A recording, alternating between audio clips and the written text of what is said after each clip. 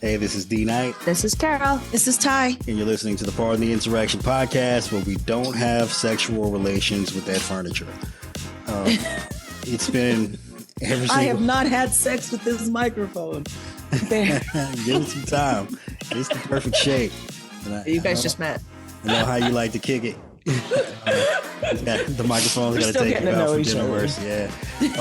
No, it's been a whirlwind week, obviously. I mean, every time you listen to this fucking podcast, it's a whirlwind week. Something's crazy going on, some insane development in the news. But obviously, President Biden dropped out of the race. Kamala Harris is now the presumptive nominee, and the excitement for the Harris campaign's off the charts. Literally off the charts. So many people have raised so much money over the course of just a week.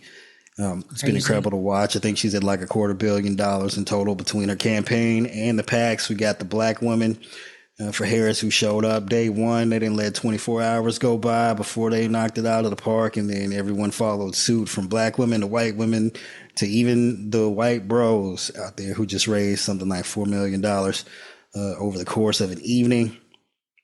Pretty incredible development, considering that, just a month ago, no one had any idea that Harris would be running for president, let alone like spearheading. 2 weeks ago, we were picking out our pogrom fits. And now it's like we've got hope. Like, of course, always try to stay optimistic. And of course, we know Biden was the better candidate, but the way the media was piling on, he was getting shit on by celebrities. The donors were trying to strong arm him. And I was like, are we going to get any relief? And at first, when they said he was, bowing out, I wasn't sure how I felt about that, because I wasn't sure how people were going to get behind the vice president. Because of talk, or even if they were going to get behind it. Yeah. I mean, that was our major concern about Biden dropping out, right? It's 100 days before an election, and typically you want your party unified and ready to go and get out here on this campaign trail. And instead, Biden was about to have to wage a war against his own party just to stay on the ticket. And that was an insurmountable situation. We were definitely going to lose in November if that had been the case. I mean, there's just no way. You just can't win an election as incumbent president spending more time fighting against your own party than the opposition. That just was impossible. But so Biden had to be the selfless one. He had to be the adult in the room again, as Democrats often are. Yeah. He had to be the responsible hold yourself candidate to a higher standard than others hold themselves, or than you are able to hold them. And the way people kept saying, like, when he was not like, I'm not dropping out. And then they would say, think about your legacy or whatever. He has solidified his legacy, because there's been just so much love. And of course, you see some of the backtracking from some of the clowns who were like, oh, he should drop out, and that never mentioned Harris. And I saw some names that they were like, oh, so-and-so is going to join, white dudes for Harris. And then I was like, yeah, I don't think I don't remember what you said 3 weeks ago, dude, when you tweeted, but yeah. I'm like, all right, you're there, you're in it. Okay, it's all good. But we like not forgotten, okay? Like the Tommy V tours and such from Pod Save going on Jen Psaki's show and saying they don't even know if Harris should be the candidate. And they've changed their tune. Obviously, we've got Ted Miller, who a year ago was trying to get Kamala off the ticket. Just a lot of names who they were in support of taking Biden off the ticket. But they were also in support of Kamala Harris not being the nominee, and they were proven wrong in that regard. And that just goes to show, like, if the party had been united behind Biden, of course, we'll never know this now, but I think he probably would have won in November. Just the power of incumbency.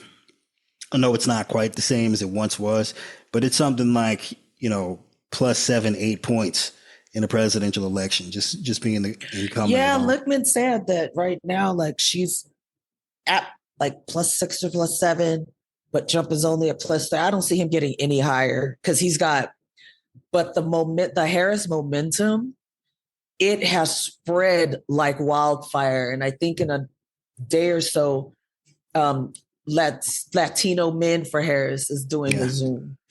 Yeah, I mean, so, and Alec Littman, you brought him up. He's got these 13 keys to winning a presidential election. We don't have to really dive too deeply into those. But Biden had numerous advantages. Harris, in that regard, doesn't have nearly so many. But again, we're like a week into this thing. I can't believe they got it off the ground. We're in an unprecedented territory. We've never seen anything like this before. It went from 0 to 100. Like, I was really, really shocked. Not because I didn't think she was capable or deserved it, but when she raised as much money, when she raised that first $100 million, and I'm like, she's halfway there. Then they were like 200 million. And then, Trump and everybody, and they're trying to, say, oh, well, we're trying to stop the 96 million from being transferred to her. And I'm like, y'all can keep that chump change because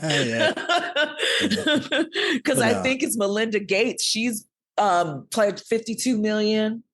The co-founder of Netflix, 7 million. The whole Voto Latino pledged their entire budget of 44 million. That's on top of what she's. Yeah, Evan told me the founder of LinkedIn was on the call and was matching donations. Yeah. Oh crap! See, I love it.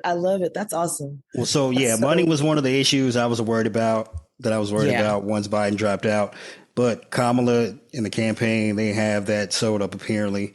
And just like one of the reasons it generally couldn't have been a different nominee or presumptive nominee is just transferring the money from Biden's campaign to another candidate who wasn't on the ticket would have been nearly impossible. Yeah, of course it can go to a super PAC, but the way the super PAC spending typically works out, because they don't get like a discount on the ads the way the candidate's campaign does. That money, you get like half the dollar value spending it on ads and such. But apart from the money, back to uniting the party, like, again, I don't think it could have been any other candidate, because if it wasn't Harris, black people were going to revolt. And, that would have been the end of the 2024 election. That it would have been. Yeah, I think so, because I think for a lot of black people, they would have been like, yeah, it's going to be worse for you. It's always been bad for us. So fuck it. Yeah. You know what I mean? Like, fuck it. We would have been stocking up. I've heard a lot of that. Yeah. So that's it. Yeah. Apparently some people have the attitude of things can't get worse. And like, good luck. I'll show you for not caring before by making it worse for myself. We were going to stock up on our Second Amendment if they skipped over Harris. That would have been our game plan for the second Trump administration. Also, again, public support. It's difficult to measure in terms of polling and social media engagement. But, the Harris campaign, they took the Biden HQ Twitter account, flipped it to the Harris HQ, and I think I love that account. Yeah, they're going ham. It hit the ground running, but they already had the following. I mean, it was they started off in the perfect position. It was great. Yeah. Well, they had a few 100,000 Twitter followers, and I think as of now they're close to 1.5 million. So nice. If that's a metric for public support, like it's definitely showing some favor in terms of Harris's potential. And of course, Elmo is doing what Elmo does, and he's working overtime. Yeah, we'll get to him. Because right now he doesn't know what the hell he's gonna do. Because he's the first to get deported. He suspended the white dudes for Harris account yesterday, but after the public outcry, that account got reinstated. I don't even know what the violation was. It's obviously he was just mad. I mean, this is the reason why he bought the platform, to help influence the election on behalf of Trump, but we all knew that when it happened. And, despite him trying to play coy about it, I mean, obviously he was a nut job. Also, the Harris TikTok account got off the ground. I think they're at something like 2.5 million followers now. Wow, so they've got the digital media team going on full cylinder. They're constantly on the attack. Like, this is one of the things.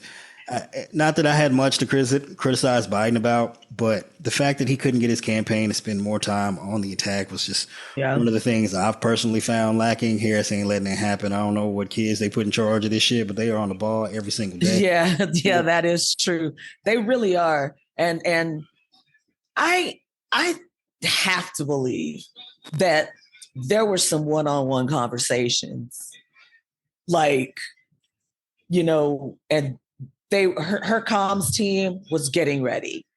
They were getting prepared because they wasted no time. Nah, day one. None at all. And, even before she formally announced. And let's not make it sound as though like this was all in the plans. Like Biden didn't change his mind about staying in the race until the Saturday before he announced on Sunday that he was dropping out.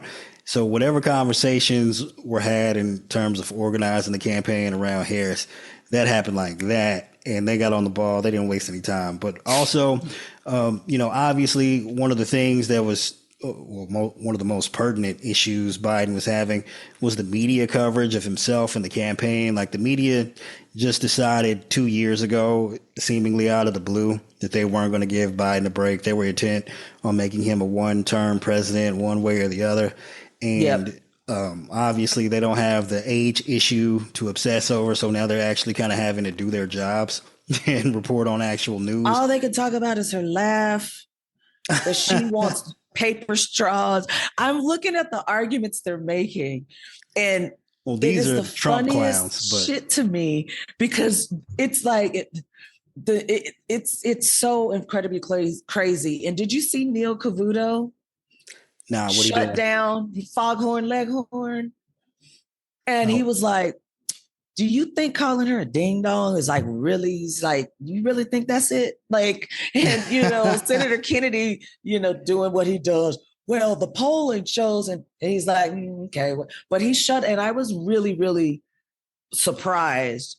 But other than like a few years ago, Cavuto's really hasn't been in the forefront of like the Trump mania, MAGA mania and stuff. He's just been kind of sticking to his little area or what have you. Yeah, but he's you not a tell Sean Hannity. Not having it. No. But yeah, so the media coverage, it turned on a dime practically. I mean, all of the attacks that they had lined up for Biden, none of those apply to Harris. So what they're typically having to cover is just developments in the campaign. And because those developments have been so great, there's been such groundswell of support. They're like most of the media coverage in terms of like MSNBC and a little here on CNN, it's been largely positive.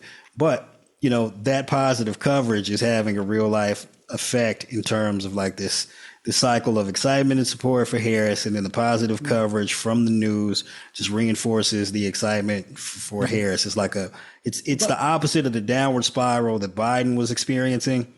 And if the media continues to just simply like cover the candidates, cover the campaign, I'm not saying this election is in the bag, but like that it's no longer a hindrance is going to be one of the reasons Harris wins in November if she does indeed pull it off. Her popularity now, they really have to tread lightly in their coverage or trying to be negative, because they're just going to seem like haters now. It's not, no one's going to say that's legitimate. They're just going to come off as haters, and they're going to turn off literally everybody. Yeah. And people saw what they did to Biden. Like, people aren't ignorant. Like, they understand, to some degree, that a lot of the way mainstream media covers the news is based on a narrative, and this narrative they created for themselves. And they were looking for every opportunity to dump on Biden. And, people are just not going to let them do that to Kamala Harris, at least not, people who are in support of Kamala Harris. They're not having it. Nah. And at least not yet. We're still in the honeymoon period, unless you're a leftist, super far leftist looking for a reason to not have to vote for her. I like the VP choices. I like them all. My only worry is I'm thinking in my head, because nobody does, like Republicans. So, they're going back to like when they were 5 years old and they hit that kid on the head and took his toy. I mean, and they will try to spin something out of that. But that's how petty they are. That like it sounds funny and hyperbolic, but that literally is how petty they are. All right. So for the vice presidential pick, I think the campaign said that they'll be announcing that on Tuesday of next week. Now, typically, like your VP pick isn't going to win you an election, but it can definitely be something that kills your election. I think we talked about this, and we have numerous instances of that in You don't always notice a good one, but you always notice a bad one. Absolutely. You always notice a bad one. Sarah Palin comes to mind. Again, not that she was probably the worst possible presidential pick. She's the poster girl for it. Like she's the she is. But she's only supplanted. She only is poster girl over JD Vance because she's pretty, or she at least that was part of the thing at the time. She was.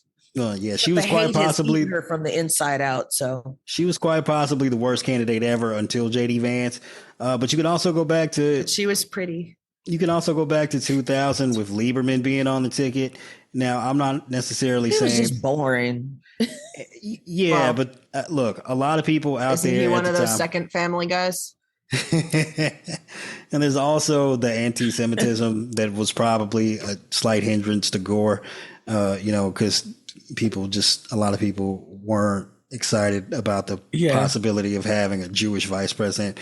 I mean, hopefully we've outgrown that. For hell, Kamala Harris is married to a Jewish man, so we've come a long way in 20 years. And I'm not saying Sarah Palin here John McCain wasn't necessarily destined to lose that election, but the second he picked Palin, that effort was doomed. And all you need to learn from that in terms of the Harris campaign is just don't pick a loser. Don't pick a dud. Make sure so the vetting process for a vice presidential candidate probably takes usually 6 months or so.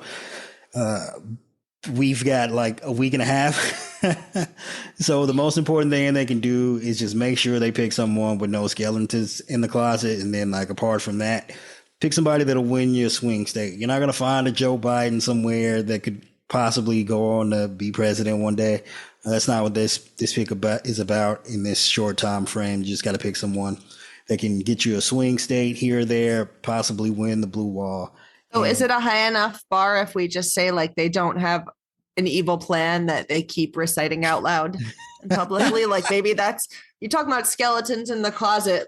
Is a document labeled evil plan count as one? Yeah, well, that's an issue for the Trump found it in campaign. The bathroom. Yeah. I don't think they're going to make that mistake. Just, if the thing is, if you pick somebody with even one scandal and the media can hone in on that, they'll Hillary Clinton that person to death. And that's a possible pitfall. Just got to look out for that. Also, again, we talked about the campaign needing to start off on the attack, because if you let the media define the race and define the candidate as opposed to the candidates themselves defining the race, that can be nearly impossible to dig themselves out of. And you've seen that here with JD Vance. I mean, he's being labeled a weirdo out of the gate. That's the death knell. So I talked about this on Tony Michael's podcast a couple of weeks ago. I must be clairvoyant. It was a super prescient conversation where we were talking about, what the Trump campaign will look like going forward. And I was, the thing I brought up is it's not so much that Trump wants to be a dictator, as bad as that is, and in democracy, but a lot of people look at that in terms of, he's just a strong man to try and play it down. You know what you can't play down? Being a fucking creepy weirdo. It's the death knell. I don't know if you dudes listening out there have ever tried to, you ever tried to go out and meet a girl. You know what the end of that conversation is? The second she thinks you're a weirdo, it's over. You ain't got no shot. That is true. And she is texting her friend get me out of here. If I don't call you in 5 minutes, call the police. Yep. That's the vibe. If she got to cover her drink when you come around, or she can't go nowhere with you without her friends, or, you'll never get to come over her place. And this is just dating at this. I mean, it's not just like dating, but winning over public sentiment in this regard is like dating in terms of people have to appreciate you for what you bring to the table instead of being repulsed by you for being a weirdo, and that's the death knell. And Trump picked the most weird, strange dude he could possibly find, and we'll get to more on that in just a bit. Also, like someone to make me look charismatic and tall. Right. That's what he did. He picked a lamer, weirder version of himself. Super MAGA, kind of, man, just weirdo. Another thing, I know people are typically concerned about the war in Gaza and how that was going to affect Biden, given that, these massive disinformation campaigns, calling him Genocide Joe and whatnot, were likely to suppress some votes in some swing states, but it doesn't appear that that's sticking to Harris. Also, as wonderful as the economy is doing, I mean, we're just in the biggest boom in modern history, thanks to Biden's administration. People do have concerns about inflation and the price of their groceries and such going up, even though that was largely due to corporate greed. Those issues also don't. And weren't there we forgot about all the deliberate steps that were taken to keep goods from flowing into the country when we needed them, like the blockades at the border, where all those Texas goods were. Oh, when Abbott, groceries sat and rotted in the trucks. Yep. So they could blame Democrats for it. Yep. Well, those issues don't seem to be sticking to supply chain. Yeah, those issues don't seem to be sticking to Harris either. So even though they're trying to do the border czar thing, they're trying to. Well, that's crazy because immigration is down. Like, if you want to attack her on that, fine, she'll just take credit for doing a good job. These issues that Republicans had planned on attacking Biden on, they're not sticking to Harris. So that just eliminates numerous obstacles for the Democratic Party, like overnight, like that. So all they have now is just to, suppress the vote. They're going full steam ahead with at this point and deciding that they're just not going to certify. Like, that's all that they have left, literally.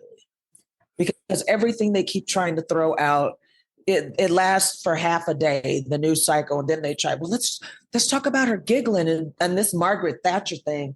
I'm like, I've heard Margaret Thatcher's name more times than I have. The woman hasn't been PM in 30 something years. But they're trying to, you never heard Margaret Thatcher giggle.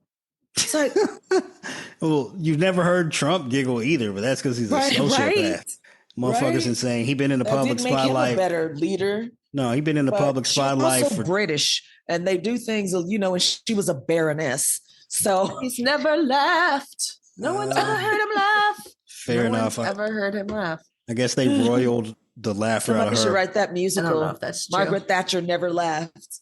That's it. No, Trump hasn't. He's been in the public spotlight for 2 decades now. You've never seen him on tape anywhere laughing, ever, not once.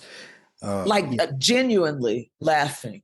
Unless it was probably at someone. No, he's never laughed. I've never heard him even fake laughing. I can't imagine what his laugh sounds like, because I don't think I've ever heard it. He's never done it. He does say things to other people in order to get them to laugh, but he's never laughed. It's never happened. I've never seen it. I've seen, probably thousands of hours of this dude at this point, unfortunately.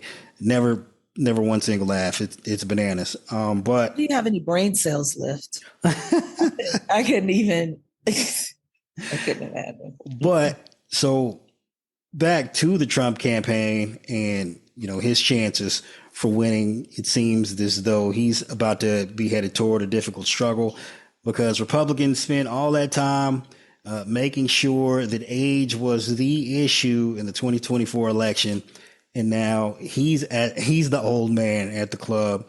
And it appears as though, I don't even think the media knows how to handle the situation they're in with how they cover his age and his mental acuity and the possibility that he might be experiencing some cognitive decline. I mean, if you've been watching his rallies for the last 4 years, the way that I have, that's absolutely a fact. But yeah, here's a clip of MSNBC being confronted with the fact that age is now an issue for the Republican Party. Her winning the presidency, this country having an adult in the White House in 2025, that's all that matters. And the age issue is off the table. For our party. What? I mean, she didn't even know what to say. She was shook. She was like, "Well, damn, how are we gonna talk about age now that it's the Trump's problem?" She's like, "Give me a minute. I just woke up from a nap." Yeah, she was also experiencing some cognitive decline there.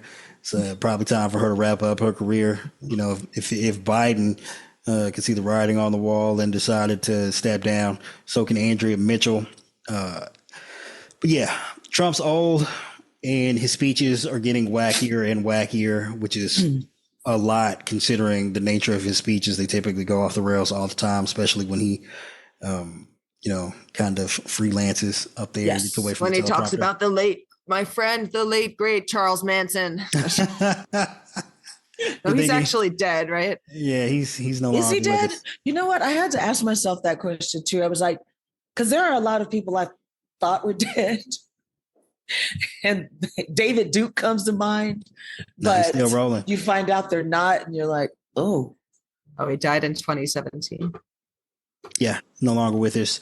But he does, constantly fantasize about another serial killer. This one, a little bit more fictional, than the guy who was eating people. Well, no, I guess Hannibal Lecter is also eating people. But we'll play a clip for you from a recent campaign rally of Trump's talking about Hannibal Lecter yet again. I don't know what the fucking obsession is. From prisons, mental institutions, insane asylums. You know, they go crazy when I mention Dr. Hannibal Lecter. You know who that was? They say, why does he keep mentioning Hannibal Lecter? Well, you see, he was a slightly troubled patient in an insane asylum, and he'd love to have you for dinner, you right there. He'd love to have you for dinner. But I mentioned him because we have people like that coming into our country. They're closing their insane asylums all over the world. Yeah. In all fairness, Hannibal Lecter was a diabolical genius. He was a doctor. He was educated.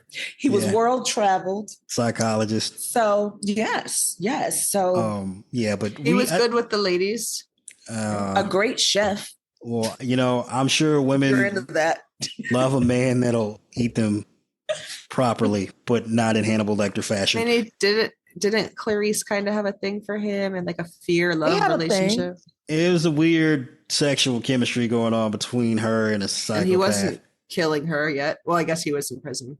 Anyway, he would have. But yeah, so we might have talked about this, but it's apparent that Trump believes that because immigrants are coming here seeking asylum, then he doesn't actually know that there are multiple definitions of asylum. So he thinks they've been released from insane asylums in their countries of origin.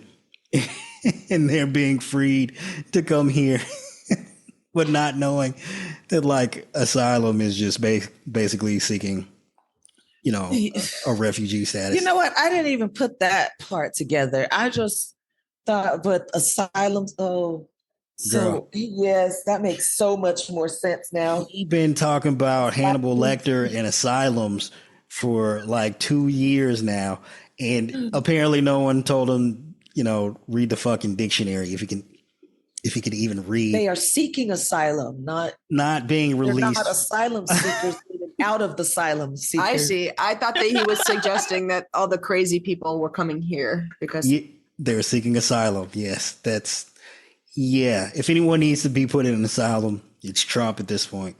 Also, there's just a funny incidence of how Republicans are faring at this point. They had a difficult issue at the Trump rally last week where they showed up and they parked, and I believe they were told they couldn't parking lot.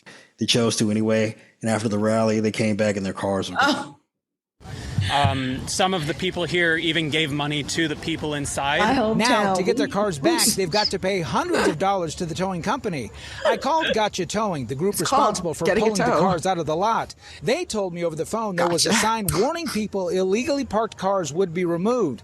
They also said the manager at the Dunkin' contacted them, asking them to pull the vehicles off their property. They told me the only way people could get their cars tonight was to pay the $380 towing fee, then abruptly hung up. But something very fishy is going on because I've never seen this happen before. Josh Mower says he went to confront the Dunkin' manager and claims they locked the doors on him and refused to come out. And all of our cars are gone, the whole parking lot, everybody's. And then they lock the door, they won't answer the calls, and they won't even answer at the window. You know, well, yeah, because you're a mob. No, an angry mob coming in. Property.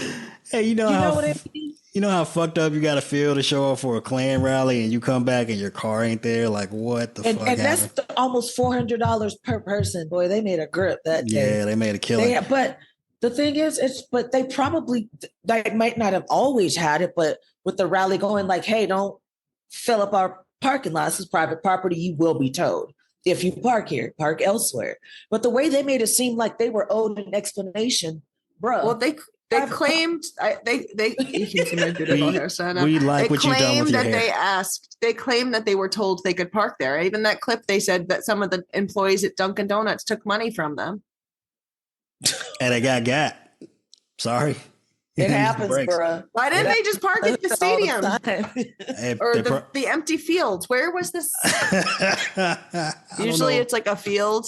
I don't know why they didn't park. If it's really muddy, you don't have to pay. It was near the Coliseum, and my friend David, he was like, my wife and I were trying to figure out where. He was like, everybody knows you can't park at Donuts. Everybody knows. Nah, that was crazy. Everybody knows. Dunkin' Donuts, like that's not a thing. No. Well, why would they think that Dunkin' Donuts would be fine with their entire parking lot being monopolized by non-customers? And just giving your money to random employees. Did you think that they were valet parkers and they were going to stand out there during the whole rally and watch your car? You know what this was a case of? And I talk about this with other black people. It's white entitlement. They just think they're entitled to everything. That's exactly what I said. Exactly. Because okay, you say that, but on the other hand, where the fuck is my car?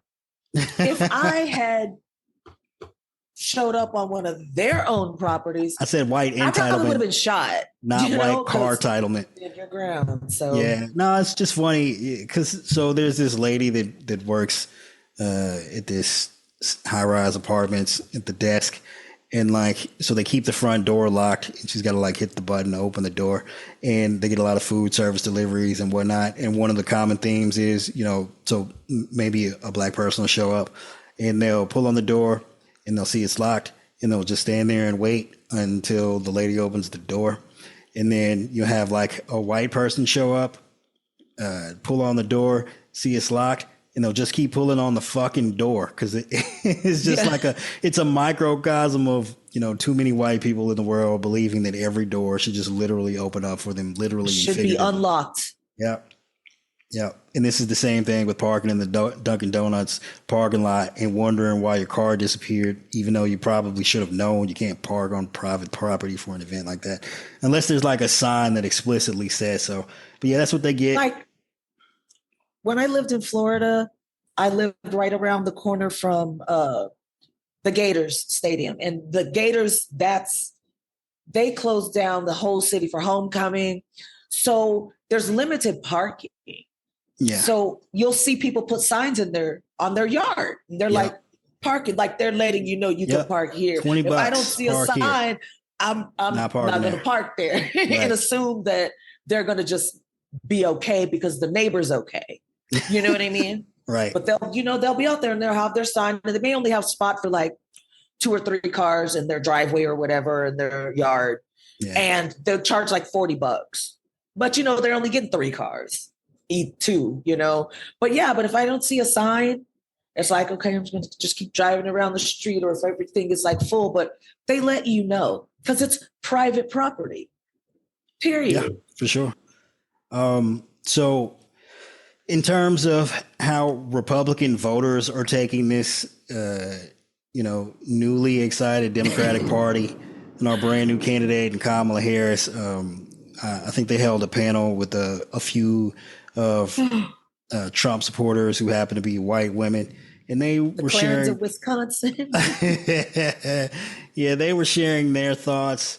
They didn't seem too particularly pleased about the idea of having Trump's opposition be Kamala Harris. Wait, where's that video? So what did I do with it? Well, you know what? And I don't think it's because Kamala's black. It's because they know he's going to lose to her. Because when Tim Scott was running, they weren't concerned. Nah, but they have concerns, and you'll get to hear them here.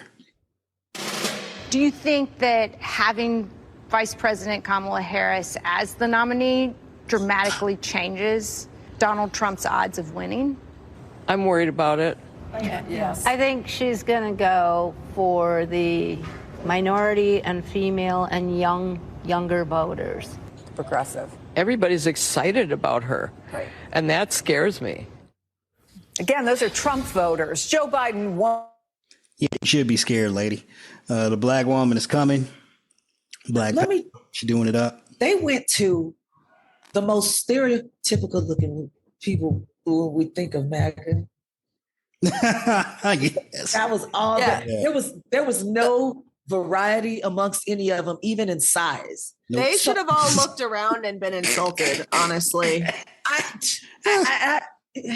I mean, and I felt like, I don't know if they were like really trolling them to like pitting, like, just like, because, you know, when people think about MAGA, that's what comes to their minds.